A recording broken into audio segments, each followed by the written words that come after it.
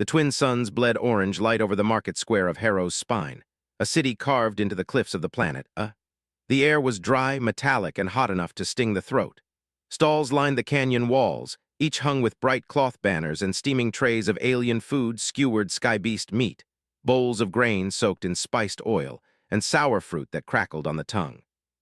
At the far edge of the square, away from the shade and chatter, sat a single dust table. No roof, no chair cushions, no water pitcher, just a warped metal slab baked under the suns. And at that table alone sat her. Thin, shoulders curled inward, pale green skin that had the faint marbling of her people, but dulled by hunger. Her long black hair was tied in a rough knot, though a strand kept falling over her left eye. She wore a frayed work tunic, the color so faded it could have once been any shade. Before her sat a small bowl of grain and a dented cup. She didn't look at the food.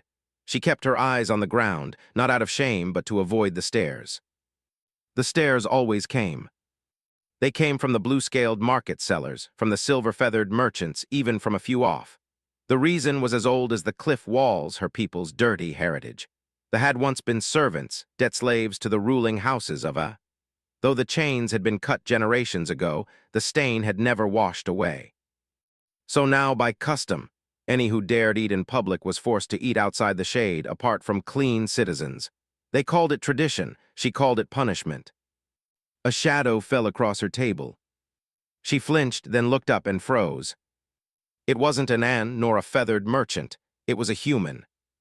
He was tall, broad-shouldered, wearing the worn jacket of a freighter mechanic, stained with oil and dust. His skin was sun-browned, his hair cut short, a small scar splitting his left eyebrow. A tool harness clinked at his hip. "Is this seat taken?" His voice was calm, carrying that strange earth accent, clipped vowels, a casual rhythm. Her throat tightened. You can't sit here." "Why not?" She glanced toward the main square. Already a few heads had turned. One merchant was whispering to another, "Because it's the dust table." He looked at it, then back at her. "It's a table, and there's dust everywhere, seems normal to me." Her pulse quickened. "If you sit here, they'll—" But he was already pulling out the chair across from her. The metal groaned under his weight. He leaned back, elbows resting on the table, eyes scanning the bowl of grain. "You gonna eat that?" he asked. She blinked. "What?" He grinned. "You're staring at it like it's a puzzle. I'm starving. We could trade. I've got dried meat." The murmurs around them were growing. The heat of the sun seemed sharper now. Someone hissed in the alien tongue, "Human, move!" Another voice spat, "Doesn't know the law." She whispered urgently, "Please, they'll make trouble for you." He shrugged. "Lady, I've been in trouble since I was born. Names, by the way." Before she could answer, a sharp clanging rang out from the market center. The crowd parted, and through it came three enforcers, tall beings in segmented armor, mandibles clicking. The lead enforcer's voice was cold. "Human, stand now." "Didn't move." "I said—" "I heard you," cut in, his tone flat but not loud. "I'm eating." The enforcer's antennae twitched in disbelief. "You violate public custom by sitting at this table." Size narrowed. Public custom or public humiliation? Gasps rippled through the crowd. The girl's hands shook under the table. No one ever spoke back to the enforcers. No one. The enforcer took a step closer. "Leave or be removed." Reached into his harness, and for a tense heartbeat, every onlooker thought he was drawing a weapon. Instead, he pulled out a thin, rectangular device. He set it on the table with a click. It projected a hologram, a planetary charter spinning in blue light. "Section 9, said, tapping the text. "Off-world citizens are exempt from local discriminatory customs." The enforcer's mandibles clicked harder. "This is not." Stood, he was taller than the Baya head. "You want to test me? Go ahead, but I'll record everything and send it straight to the governor's office." The crowd's murmurs turned into a low, excited buzz. The girl's eyes widened. She wasn't sure which shocked her more, that a human was standing up to the enforcers, or that he was doing it for her. The enforcer's antennae twitched once more, then flattened in irritation. Finally, he turned on his heel. "You will regret this," he hissed before stalking off. His subordinates followed. Sat back down, calm as before. "So," he said, "what's your name?" She hesitated. He said with a grin, "Nice to meet you. Now eat your food before it turns into a fossil." She almost laughed, but then she saw it. Across the market, high on a shaded balcony, a figure stood watching them. A figure she recognized, and her blood ran cold. Eyes locked on the silhouette high above the market, a thin figure in layered white cloth that flashed like bone under the twin suns. She knew that posture, that tilt of the head, mistress of the Purity Council, the woman who signed the enforcement letters, the one who set the customs in ink and stone. Sveil fluttered in the hot draft. She laid a gloved hand on the railing and lifted 2 fingers. A silent command. Below, the crowd bent away like grass under a wind. 3 more enforcers detached from the shade and strode toward the dust table. Their armor chimed, neat and cold. Stayed seated, one arm lounging across the table's edge, eyes on instead of the advancing threat. "You know her?" he asked quietly. Swallowed, everyone knows her. The enforcers stopped a meter from. "By order of mistress," the lead clicked. "The will report for sanction review. Immediate." His gaze slid from to the enforcer's mandibles. "She has a name." The enforcer didn't blink. Maybe he couldn't. The now. Rose, the bowl in her shaking hands. She didn't want hurt. He'd already done too much. "It's fine," she whispered. "I'll go." "Rose too, we'll go." The enforcer's antennae rippled. "Off, your presence is not requested." Smiled, small and slow. "Lucky for you, I wasn't waiting for an invitation." They walked through the main artery of Harrow's spine, the Cliff City's veins glowing with hot light. Steps were carved into sheer rock, spiraling around open shafts where lifts hummed up and down. Rope bridges strung like harp strings spanned black, deep cuts in the canyon. Banners snapped. Vents breathed steam. The cliff face drank heat and returned it as a metallic taste that clung to the tongue. Stole glances at as they climbed. He moved with a lazy sort of balance, the kind you get when you've ridden bad ships through worse storms. He didn't look at the watchers or the signs painted on the stone, the handprints with slashes through them, the clean-only marks above doorways, the crude drawings of faces with over the mouths. He just watched the steps and the next turn and the enforcer's elbows, as if everything were a machine whose parts might break. They passed a water node, a glassy bulb tucked into the rock, condensing moisture from the canyon's breath. A line of stood with cups, heads down. A thin trickle pulsed inside the bulb, irregular. Paused as they went by, frowning at the off-rhythm hiss. Tugged his sleeve, but he didn't move. He wasn't touching the machine, just listening to it. Then he nodded to himself and started walking again, as if he'd filed the sound away with the same care he gave to names.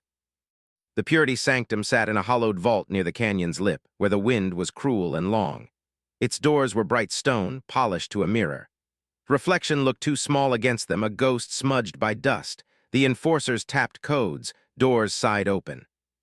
Inside, the air was cool and dry, and the sound was soft like steps on thick cloth. White curtains hung in layers. In the center, on a raised platform rimmed with lacquered wood, waited the woman from the balcony. "Mistress." Her skin was a pallid gray, patterned with delicate lattices like frost. 2 slender, backward-curving horns arced from her brow.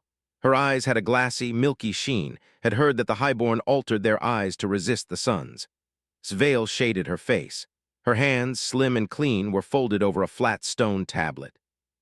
"A scene in the square," said voice quiet. "On a dust day, how cheap." "Bode, it took effort, mistress."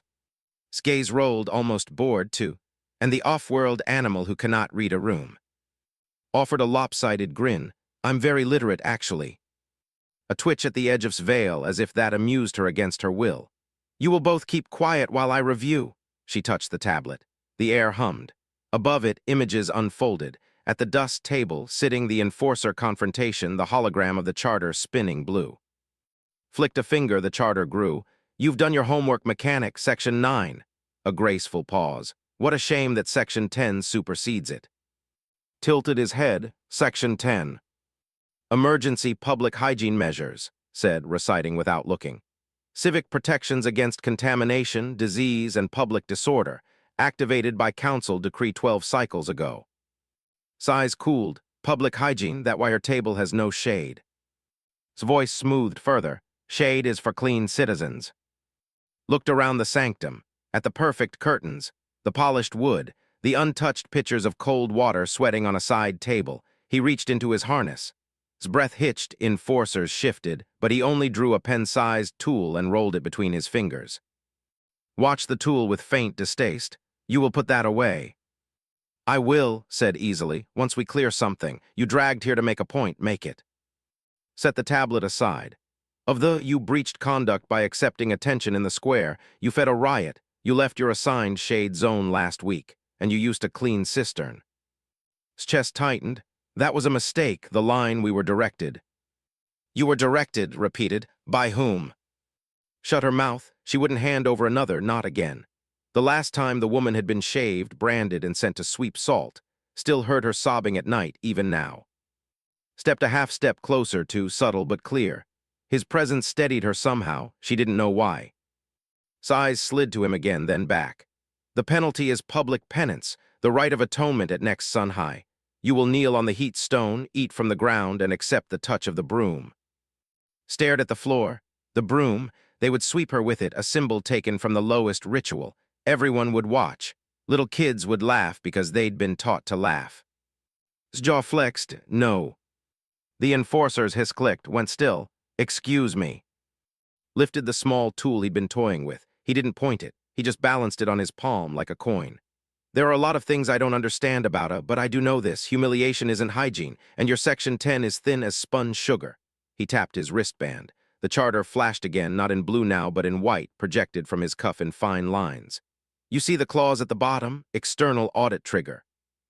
If an OFF files a formal discrimination complaint tied to an emergency measure, the governor's office must initiate a review within 3 cycles. And if they find, what was the phrase? Performative cultural harm. His head tilted. The veil hid her mouth, but felt the cold focus of that mind like winter. You, said softly, would threaten my city to save a single. Didn't blink, yeah. Silence, the wind moaned faintly through hidden vents. Somewhere a bell chimed for shift change. Stood, her white cloth whispered like snakes. She walked off the platform past the curtains to a glass cylinder set into the wall. Inside lay a coiled length of woven grass, the broom. She touched the glass, then she turned back. Do you think your governor cares about? She asked. Do you think anyone beyond these cliffs cares? I do, said. I'm someone. For one heartbeat, something like heat flickered under his veil. It was gone before could name it. Leave, said, before you teach the dirty to dream. Didn't move. He flicked his wristband off, the projection dying. He slid the little tool back into his harness. Then he reached, without asking, for the water pitcher on the side table. He poured into a glass and offered it too. The enforcers hissed. His eyes flashed like knives. Stared at the glass. Clear water, cold, clean, it left rings on the tray. Every instinct drilled into her said, don't. Not here, not in front of the white curtains, not in front of that woman. His hand didn't tremble. Took the glass, she lifted it. It touched her lips. The water slid into her throat like mercy. She swallowed, another mouthful, another. Then she set the empty glass down, very gently. His voice colder now, remove them. The enforcers moved, but was already turning, already placing himself between and the nearest armored chest. He didn't square off like a fighter. He flowed like a man who knew where all the joints were. His fingers brushed the enforcer's forearm, finding the seam, and suddenly the enforcer's gauntlet hung limp. Didn't hurt anyone, he just made arcs fail, joints stick, catches click. He spoke as he moved. Listen to it, he murmured. Your sanctum hums wrong, you're losing water. Everyone stilled. The air had been cool and quiet, yes, but now that he'd said it, heard it. An odd, stuttering hiss behind the walls, like a breath held too long then let go too fast. Pointed with his chin. Your condenser valve, choking, there's a burr. I can fix it in 30 seconds. His expression didn't change. You presume to fix my city. I fix things, said. It's what I'm good at. Stared, then with a motion of her fingers, she dismissed them. Get out. They got out. The market had changed while they'd been inside. Word had spread like spilled oil. The human, the council, the drank clean water. Some watched with hungry eyes, some with fury. A boy lobbed a pebble that clipped shoulder. His hand went up instinctive and fast, blocking the next with his palm. Hey, he barked, not today. The boy flinched and vanished into the crowd. They moved along the canyon walk back toward the lower levels. The air warmed with every step down. Spoke, voice small and raw. You shouldn't have offered me that water. I should have, said. I did. They'll make it worse. Glanced at her. What's worse than kneeling on a hot rock while people laugh? She didn't answer. The truth was heavy in her mouth. They reached the quarter, named for the thin white dust that drifted down here when the wind flipped. The buildings leaned. The shade cloths were patched and thin. A row of outside tables stood along a wall, warped metal, no roofs. A lone shade drone, a cheap model, hung motionless from a bent arm, its propeller dead. Children with thin wrists watched from stoops. Women with gray eyes stirred pots of broth that smelled like salt and a tired spice. A man coughed into a rag and hid the rag. Could feel the eyes on her, some grateful, some afraid, some resentful because attention meant trouble and trouble fed on everyone. Stopped at the dead shade drone, he peered up at its open gut. Poor thing. It's been dead for a season, said. We use hats. Hats are honest, agreed. He reached up and grabbed the drone's chassis, hanging from his hand as easily as if he were a boy again, swinging on trees. He tugged, testing. Powers cut at the pole, not the drone. How can you tell? It smells wrong. He hopped down, grinned at her baffled look. Dust cooks wires. I've sniffed enough of them to tell a burn from a cut. He pulled a roll of thin cable from his harness and a little stub of a battery and a pocket probe that hummed softly when it touched metal. He worked not like a magician, but like a carpenter, quick, practical, confident. He spliced around a corroded junction, cleaned a contact with the edge of his thumbnail, and tapped the battery to spin the prop. The blade whirred. Shadows fluttered over his face. The kids laughed, real laughter, not the cruel kind. A woman cheered, startled at herself. The shade disc rose, wobbling, then settled into a steady hover, tracing an elegant circle that kept the sun off the tables. There, said, wiping his hands. Not much, but it's a start. It's a gift, an old murmured from a doorway, voice shaking like a flag in wind. Don't thank me yet, said. His eyes flicked to the corners of the quarter, reading the mood. In the sun beyond the shade circle, a knot of clean citizens had gathered, faces tight. An enforcer in the distance spoke into his wrist. Dragged her gaze from them. Why are you doing this? Looked down at her with a half-smile that didn't reach his eyes. Because someone should have done it before me. He looked away quickly, as if he'd said too much. Come on, where do you sleep? The sump said, instinctively lowering her voice. Barrow 6. They cut through the quarter's narrow lanes to a low building half sunk into rock.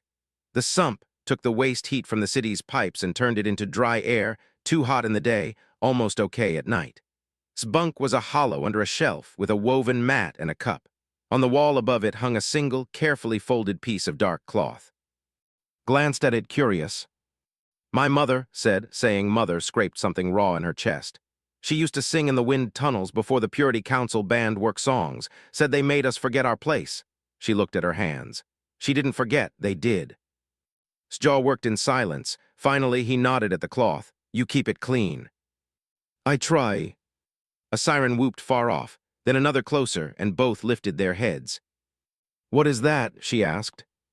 Moved to the doorway, scanning the lane. People were looking up, looking out. Enforcers were jogging down the artery toward. Above them, small dark shapes buzzed. Drones. They weren't the fat civic drones that parcels or tagged potholes. They were slim and sharp, built for surveillance. It's early for curfew, whispered. His eyes narrowed. Those drones are listening for something. For what? Signals, he said. Hidden ones, he tapped his wristband. Gimme a sec. He stood just outside the sump's door, as if he were stretching his back. In reality, he swiped into a low-band spectrum scanner. A thin filament extended from his sleeve, a micro-antenna almost invisible in the glare. The scanner fed him a soft chirp, another, then a steady, almost subaudible beat like a slow heart. He murmured. What pressed? He glanced at her. You ever notice the vents near hiss different on certain nights? She blinked. Vents always hiss. Tonight they're going to sing, said. He looked very tired all of a sudden. They're about to flush the quarter. Flush. Not water, said quickly. Brine vapor. It tastes like salt, makes you choke, drives everyone out into the open. He looked past her, past the bunks, to the rows of cups and cloths. Then they take pictures, say the dirty swarm at night, justify more rules. Felt the floor tilt under her feet. How do you know that? Because I've seen it before, said. He didn't meet her eyes. Different world, different word for dirty, same trick. The sirens cut. A new sound replaced them, a low tone that sank into stone. Lights along the canyon edge switched from white to a slow, pulsing red. On the wall beyond the sump's lane, a projector flared and showed face veiled and calm. "Citizens," her voice spread, soft and even, "for your protection, a temporary cleanse will occur in lower sectors. Remain in assigned residences. Off, please return to your ships." Someone threw a pot at the projection. It passed through light, shattered on rock. The in the lane didn't shout. They didn't even curse. They just tightened their hands and waited for the hiss. Grabbed's wrist. "Where are your nearest vent controls?" "Controls? You have to have hand valves somewhere," he said. "Even tyrants need maintenance." She pulled free, not in fear, but in shock. We can't stop the sanctum." "We don't have to stop the sanctum," said. "Just change the flow." She stared at him, then she turned and ran. He kept pace without breathing hard. They ducked under hanging cloth, slipped around a water bulb, and slid between two stone blocks that formed a tight throat. Led him into a low tunnel lined with pipes. The air here was a touch cooler, lit by the soft blue of emergency strips. The pipes sang. His fingers moved along the wall, counting invisible notches. "Here," she said, pointing to a junction box no wider than's palm. Someone had painted a crude flower on its lid. "Old one, from before the council. We still use it for repairs." Popped the lid with the scoop of his thumbnail. Inside, 3 valves gleamed like coins. They were stiff. They were also chained with a thin wire recently added. Someone had sealed them for the good of all. Rolled his shoulders, pulled his small tool again, and clipped the wire with a sound like a question answered. He scanned the lines, listened to the pipes with his cheek pressed to metal. "Turn that one slow," he said. "Not too far." Set her hands and turned. The valve resisted, then gave. The pipe sang a new note. Up above, a hiss changed pitch. "Good," breathed. He twisted another, more delicate. He smiled without joy. "Take that, you pretty broom." Outside, the first bloom of brine vapor burst from a vent, but instead of rolling down like fog into, it shot up and out along the canyon wall, jetting in a white arc that soaked the clean square banners. Screams and curses erupted above. Someone shouted orders. Drones wobbled, confused by the new currents. His heart hammered. She laughed, wild and scared. "You did it." "We did it," said. He wiped his forehead with his sleeve. "Now we need to." A hard clang rang behind them. Heavy boots. The tunnel mouth filled with armor. Enforcers.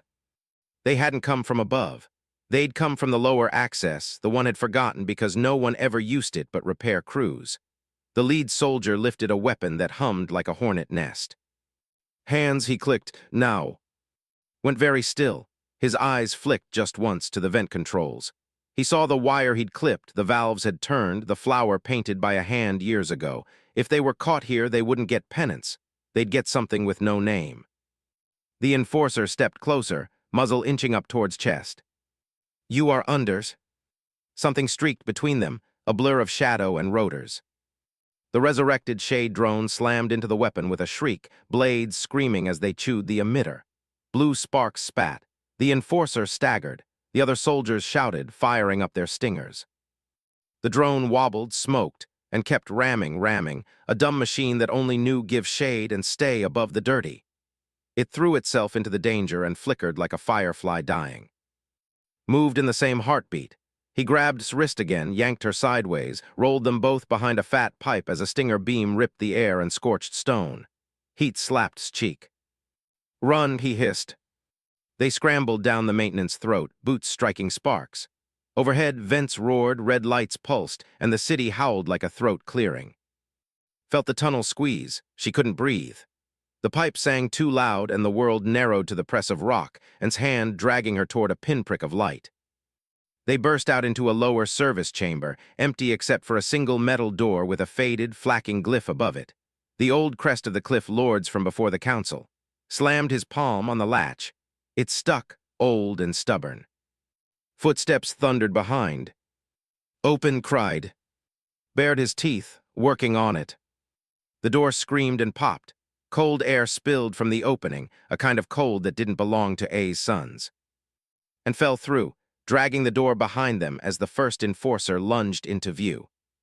The door clanged shut. Darkness swallowed them. The chamber light flicked on a beat later, old and yellow, buzzing like a trapped insect. And in that light saw where they'd landed. Shelves, rows and rows of shelves carved into rock, filled not with food or tools but with flat, black slates and crystal rods humming with bare power. The air smelled faintly of dust and copper and something else, a sweetness like old paper. On the back wall was a mural, half erased by time. Hands raised, not in begging, but holding a disc. "This isn't a service room," whispered, voice low as a prayer. His eyes roamed the vault with awe and a depth of grief. "It's a cache." Reached out, fingertip trembling, and touched the nearest slate. It woke under her skin, light crawling across it in thin lines that formed letters she didn't know, and then, shockingly, letters she did. Not from the purity ordinances, from older stories, older songs. Her mother's mouth had shaped these sounds before they were banned. The slate spoke, and the vault thrummed in answer. Behind the shut door, the enforcers beat on metal and shouted orders. Inside, the light wrote a word across palm, a word that made go very still. It said, "Key bearer." Looked up at, heart stuttering out of rhythm, mouth dry. "What does that mean?" she asked. Swallowed, eyes dark, 1,000 thoughts racing like ships across a black sea. When he answered, his voice had changed. "It means," he said, "this isn't just about shame." The lights flickered, something heavy thudded against the door. Turned to the vault, to the mural, to glowing palm, and then to the ceiling, where a thick stone seam hid whatever machine had kept this place breathing all these years. He drew a breath. "It's about a secret they killed a city to bury." The pounding on the door grew heavier. The hinges groaned. Every strike sent a tremor through the floor. His palm still glowed faintly, the word keybearer pulsing like a heartbeat. She kept staring at it, as if the letters might crawl into her skin and burn her from the inside out. Moved fast but not frantic, scanning the shelves, running a calloused hand over the crystal rods, checking for patterns. "These aren't storage slates," he muttered. "They're components." "Components for what?" asked, her voice shaking. He didn't answer right away. His eyes darted to the mural on the back wall, hands raised high, holding a disc that shone with painted rays. The cliff face behind them in the mural wasn't like Harrow's spine now. It was lush, green, alive.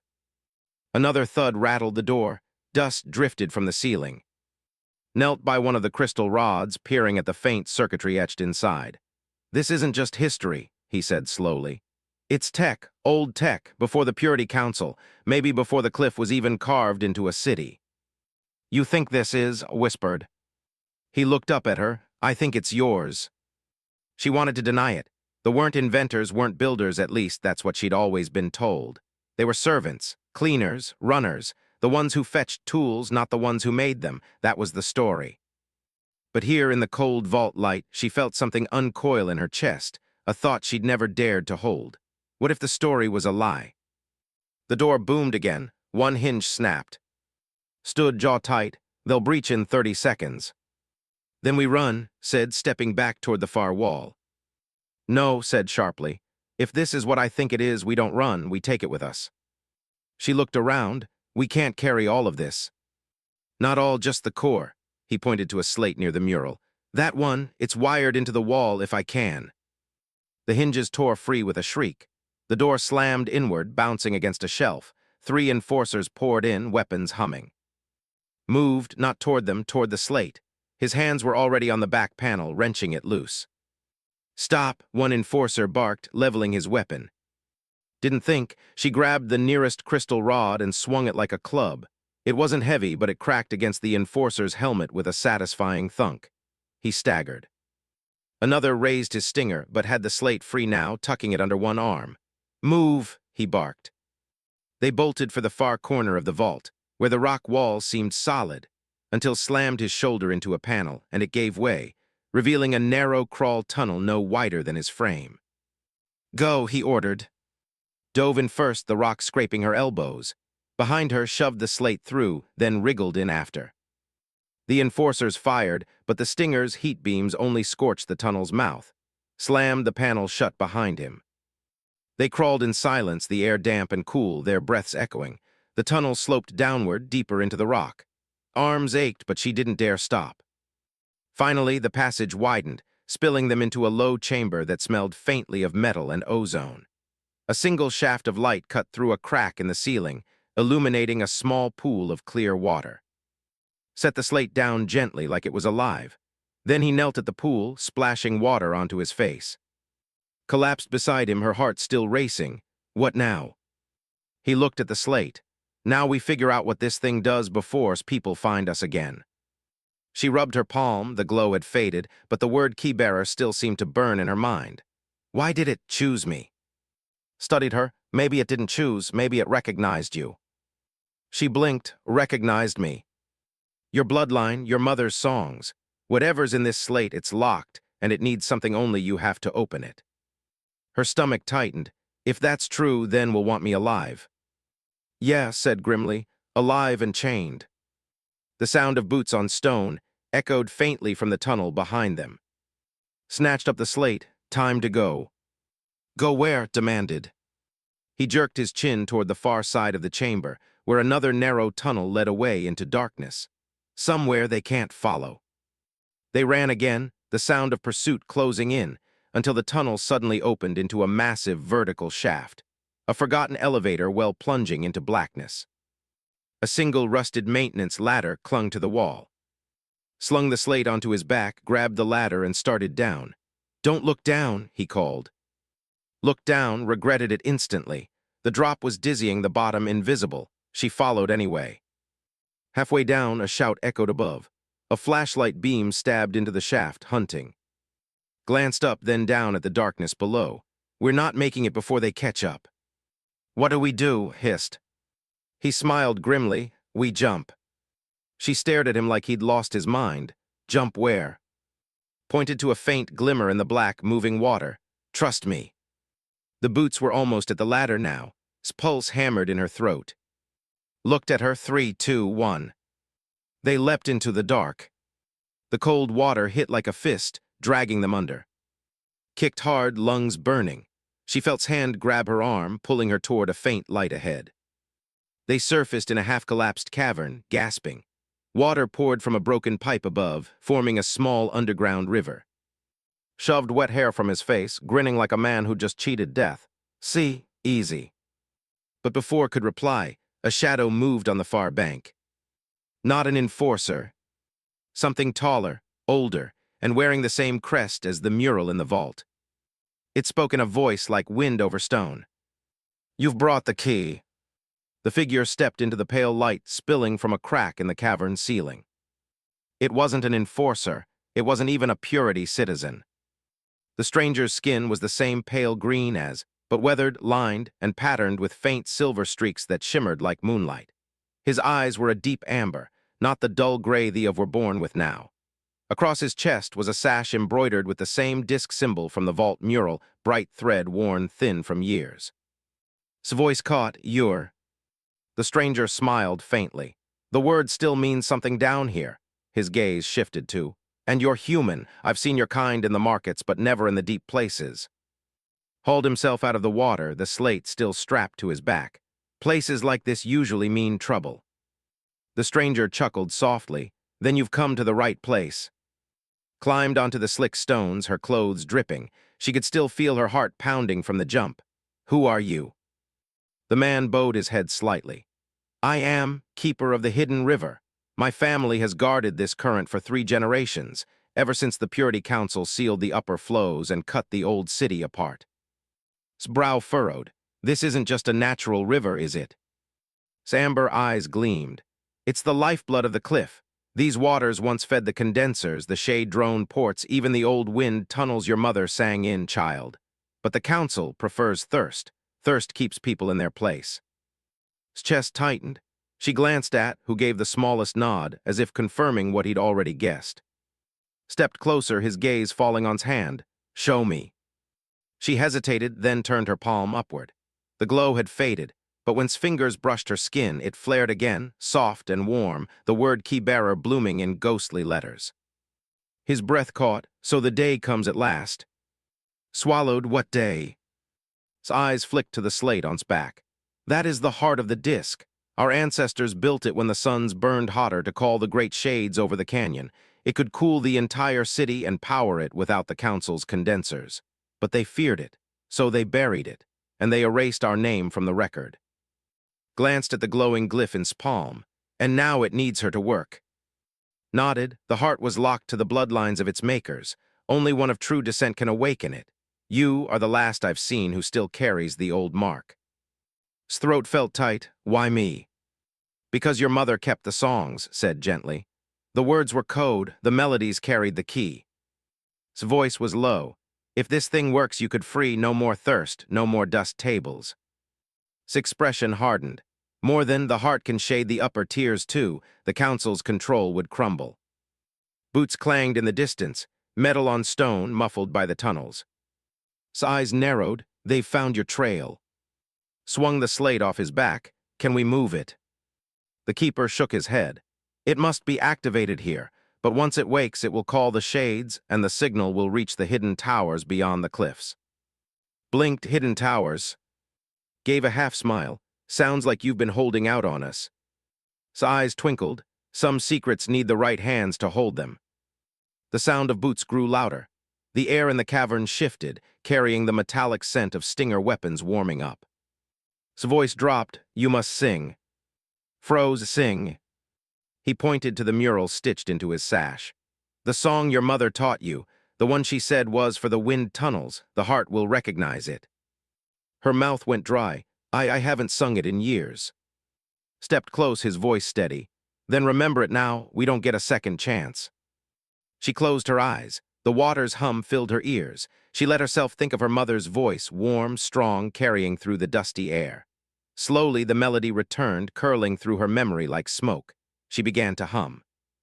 The slate glowed faintly, a pulse matching her heartbeat. Symbols unfolded across its surface like blooming flowers. The first enforcer burst into the cavern, weapon raised, and froze, blinded by the sudden light spilling from the slate. Moved without hesitation, slamming into the enforcer's side, knocking the weapon into the river. Steam hissed as it sank. Keep singing, he barked. His voice grew stronger. The water shimmered. From the darkness above, a deep, resonant tone rolled through the rock as if the cliff itself were answering her. Stepped back, all on his face. It's waking. The cavern ceiling trembled. Thin streams of dust fell. Somewhere high above, a mechanical roar began, slow, steady, building like a storm. The second enforcer charged, swinging a stun baton. Ducked the strike, drove his elbow into the alien's chest, then kicked him backward into the pool. Electricity crackled as the baton hit water and the enforcer convulsed. Song reached the final verse. The slate's glow flared blinding white, and a beam of light shot upward through the crack in the cavern roof, stabbing toward the twin suns. For a heartbeat, everything was silent. Then the roar came, louder now, layered with the thrum of massive engines. His voice was almost reverent. The shades are coming. But's eyes were already on the tunnel mouth. More shadows moved there, dozens of enforcers, weapons primed, led by a tall figure in flowing white.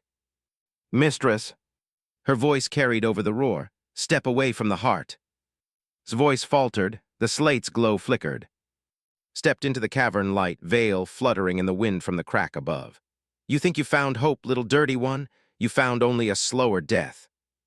His hand tightened on the slate's strap. Funny, I was just thinking the same about you. Raised one hand, the enforcers aimed as one.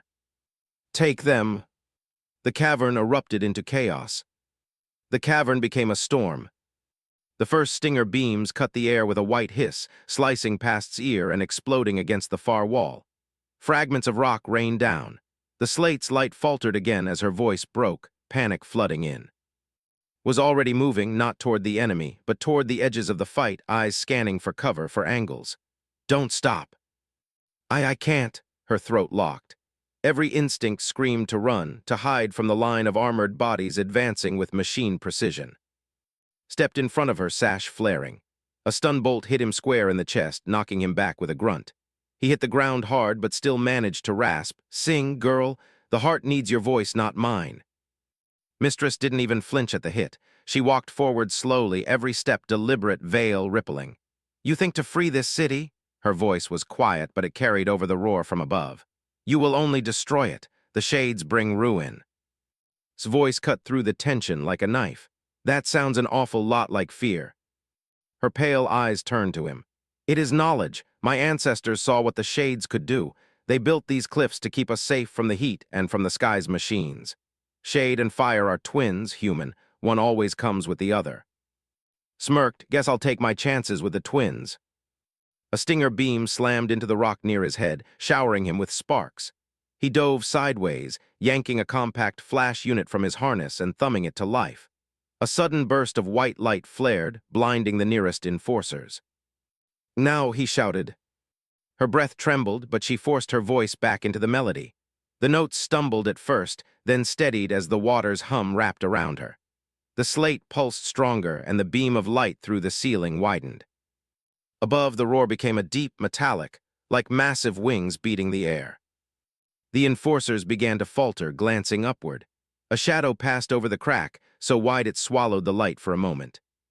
His head snapped up. For the first time, her composure wavered. "Saw it, you don't control them, do you?" His voice was sharper now. "No one controls them, that is why they must sleep." Another dust cascaded from the ceiling. Through the crack, caught a glimpse of something, not a wing, but a vast sail of black fabric, braced by skeletal metal arms. It unfurled with the grace of a creature waking from a long sleep, blotting the suns with a single sweep. The air in the cavern cooled. The shades had arrived. The enforcers broke into disarray, some shouting orders to fire, others retreating toward the tunnel. Stayed where she was, her eyes locked on the widening crack overhead. Grabbed S's arm, pulling her toward the far side of the cavern. "We've got to move before this place comes down." Struggled to his feet, clutching his side. "The heart's signal will reach the towers in the western cliffs, but the council will try to cut the link." His voice shook, "Then we stop them." His gaze snapped back to her. "You won't live long enough to try." She moved faster than expected, sweeping aside one of her own soldiers to close the distance. From beneath her veil, she drew a weapon, not a stinger, but something smaller, sleeker, its barrel etched with the council's crest. Reacted instantly. He grabbed a shard of rock from the ground and hurled it. The shot went wide, scorching the cavern wall. The shades outside shifted, casting deeper shadow over the crack. In the dimness, lunged, slamming into and knocking her back a step. She caught herself with unnerving grace, twisting his arm and shoving him toward the water's edge.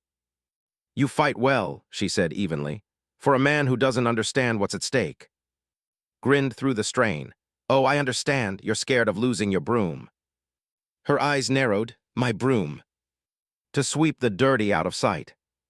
That flicker of anger was all he needed. Twisted free, shoved her back, and snatched her weapon. He tossed it into the river, where it vanished with a hiss. "With me," he barked. She ran to him, the slate pressed to her chest. Limped after them, covering their retreat with a salvaged stinger from the fallen enforcer. His voice echoed behind them. "Run, then, but the shades will show you why we chained them." As if on cue, a deep rumble rolled through the air, different from the of the shades' movement. It was harsher, more metallic. The cavern shook. Glanced up at the crack overhead, just in time to see a burst of fire arc across the sky above the shade's sail. "What the hell was that?" he demanded. His face had gone pale, the other twin. Before could ask, a beam of white-hot energy lanced down from somewhere above the cliffs, striking the shade's edge. The massive sail shuddered, part of it tearing away. Stomach twisted. "They're attacking it." "They always will," said grimly. "The shades are bound to the fire towers, machines built to burn them down if they rise." Cursed under his breath. "So if we want to keep that shade, we've got to kill its twin." His pulse hammered. "How?" Pointed toward a dark passage at the back of the cavern. "That tunnel leads to the base of the western cliffs. The fire towers draw power from there, cut the flow, and they'll go silent." Glanced at the crack above, where the wounded shade still hovered, casting trembling shadow over the canyon. "If we're going to do it, we have to do it now." Another beam of fire lanced down, scorching the shade's edge. Looked from to the slate in her hands, its glow still steady. "Then we run." They plunged into the tunnel, the roar of the shades fatting behind them. The air grew hotter, tinged with the scent of scorched metal. Far ahead, a dull red light pulsed, the heartbeat of the fire tower's power source. Slowed, scanning the walls. "They'll have guards." His voice was grim. "Not guards, machines." A new sound reached them, a steady metallic crawl like claws on stone. From the shadows ahead, something emerged. A spindly, six-legged machine with a bulbous head, its single red eye locking onto them. It hissed and charged. The machine came at them like a spider made of knives. Its legs clanged against the tunnel walls, sparks jumping with every stride. Shoved sideways, the slate clutched tight against her chest. The spider machine slammed into the wall where she'd stood, its red eye blazing brighter.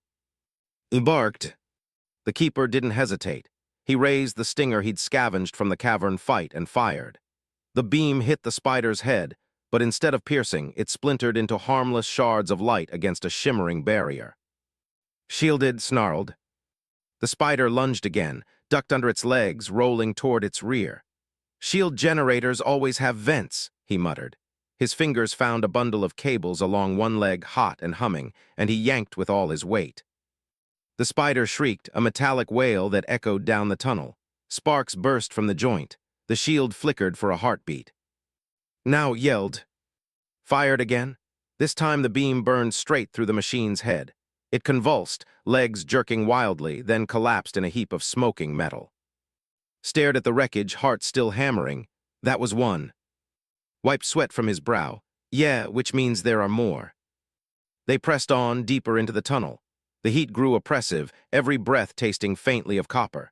The red light ahead pulsed faster, keeping time with the pounding in its ears. Spoke low. The fire towers draw from an ancient geothermal tap. The council built regulators to keep it steady. Take those down and the towers starve. Nodded. Where's the regulator room? Past the chamber of the warden. Frowned the warden. His jaw tightened. A guardian machine, bigger than the spider, stronger, and unlike the spider, it thinks. Muttered great under his breath. They reached a final bend. Beyond it, the tunnel widened into a vast chamber lit by rivers of molten rock flowing through glass conduits. Catwalks crisscrossed above, leading to a raised platform at the far side where a towering figure stood. The warden. Its frame was humanoid but massive, built from plates of black alloy. Its head was faceless save for a horizontal slit of red light. Both arms ended in tools, one a crackling plasma cutter, the other a massive claw. It turned as they entered, the red slit narrowing. Unauthorized presence detected, it said, voice a deep synthetic growl. Stepped forward, palms raised. We just got lost. The warden's claw flexed. Correction, trespass confirmed, lethal protocol engaged. It moved with terrifying speed, leaping from the platform onto the nearest catwalk. The whole structure shook under its weight. Split, shouted. They scattered, the warden charging straight for him. It swung the plasma cutter, slicing through a catwalk rail like paper. Ducked low, sliding under its legs, and came up on the other side, eyes locked on the regulator panel near the platform. Cover. The keeper fired bursts from the stinger, forcing the warden to pivot between targets. Hugged the slate to her chest, heart pounding, watching dart toward the panel. The warden saw him, priority target engineer. It lunged, barely avoided a crushing claw rolling across the catwalk.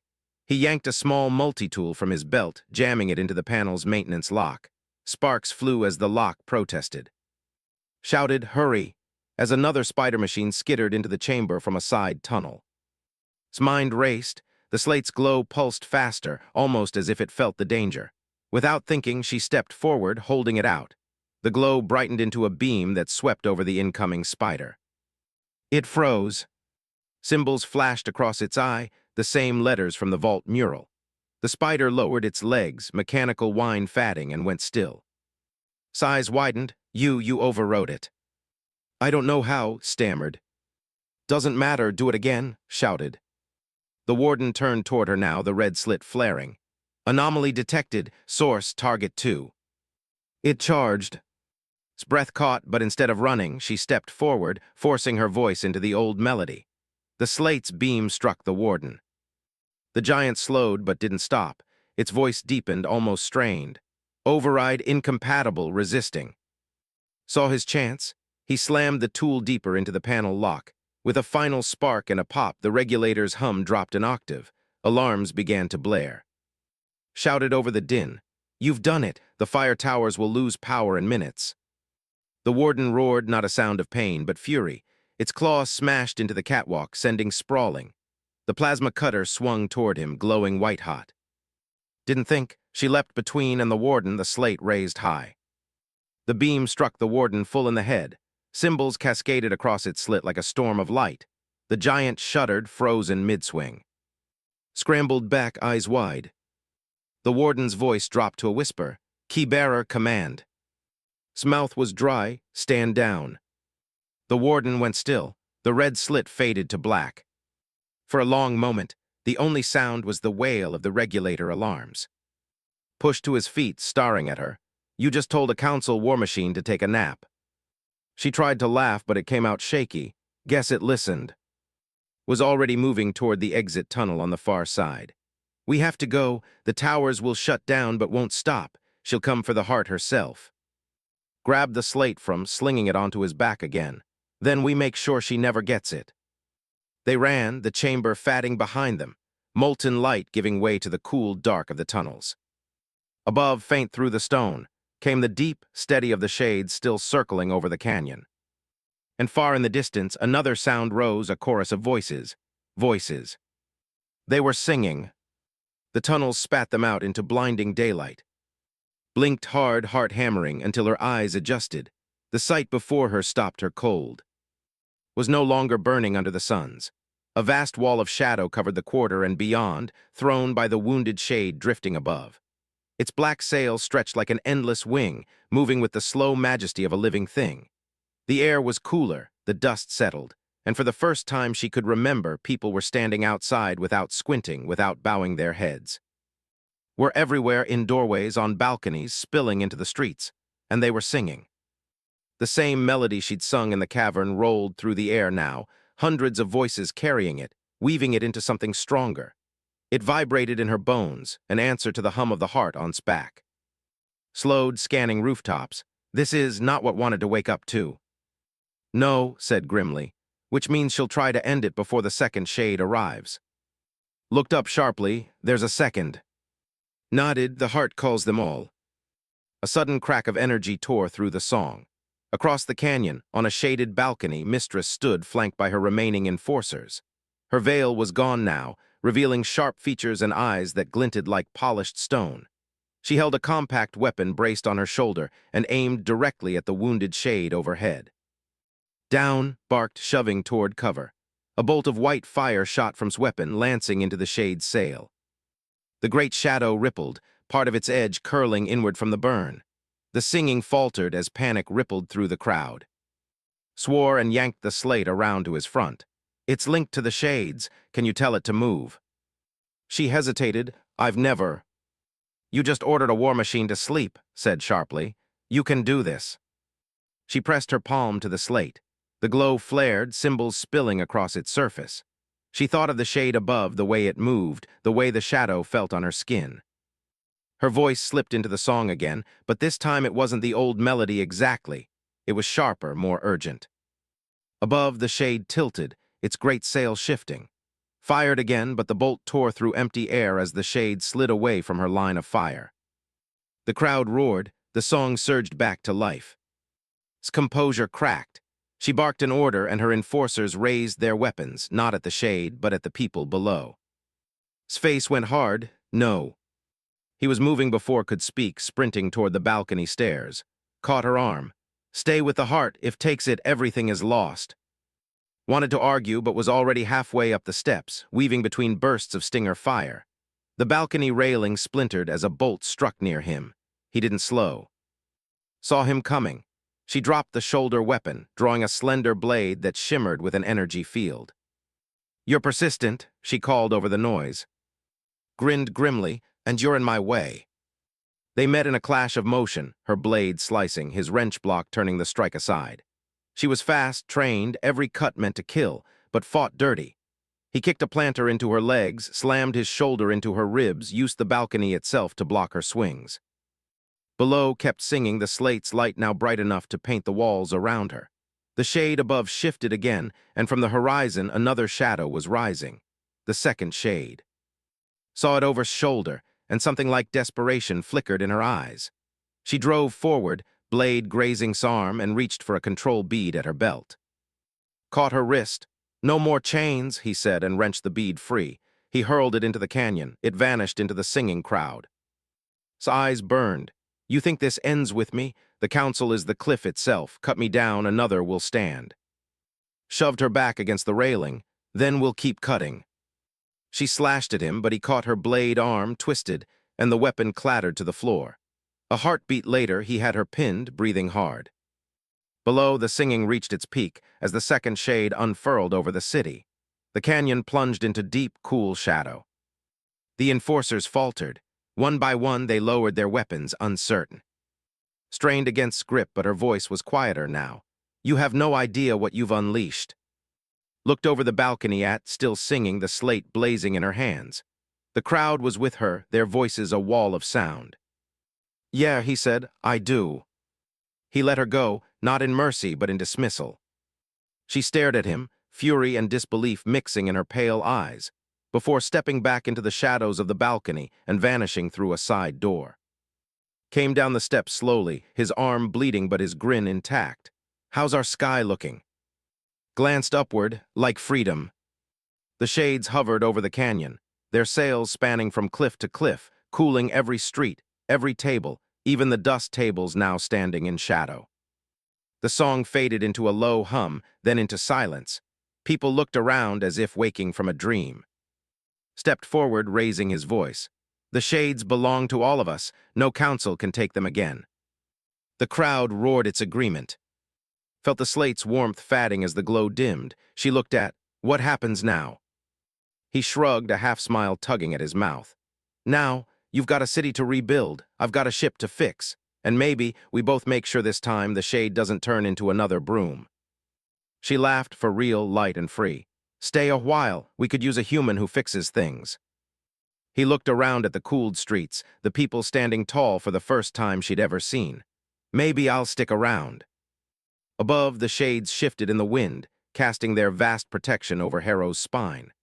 The sun still burned beyond them, but here in the shadow, the air was soft, and for the first time in a long time, the future didn't taste like dust. And somewhere deep in the cliffs, the heart slept again, waiting for the key-bearer's call.